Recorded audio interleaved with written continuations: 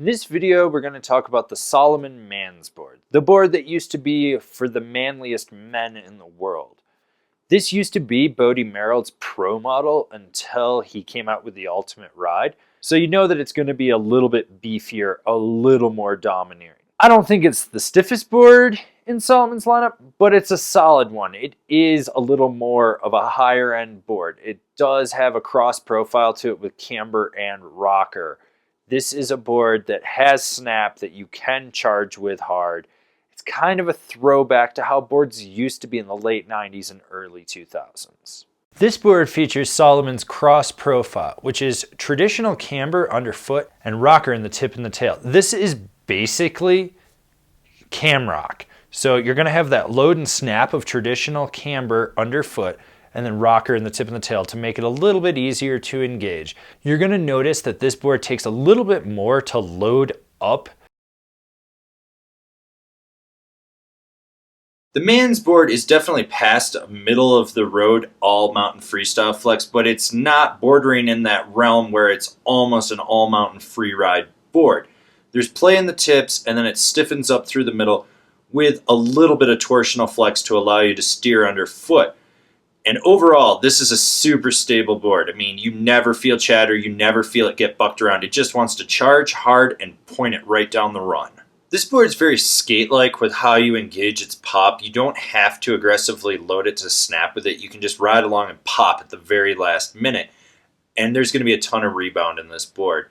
Now, if you do load it up, be prepared to boost to the moon with it. This is why this board isn't good on small jumps. You're just going to end up overshooting them at all times. You want to keep it in that 25 foot and up range. That's where this board completely excels at jumping. Hope you have tree trunks for legs because buttering on this board is a fucking chore. You're going to really just put all your weight outside the camber zone and press into it. And even then, it's going to be very minimal. It's going to fight you the whole way. And the same can be said with jibbing. You want to go fast when you're hitting a rail or a box with this thing. Really, really fast and be calculated with what trick you're doing, whether it's a nose or tail press or you're getting sideways. It's just not a board that's really conducive for playing around on jibs unless you're a heavier rider or someone that's very muscular and knows how to flex the shit out of a board like this. This board carves exceptionally well. You can load up that rear camber zone and drive it through the arc of the carve.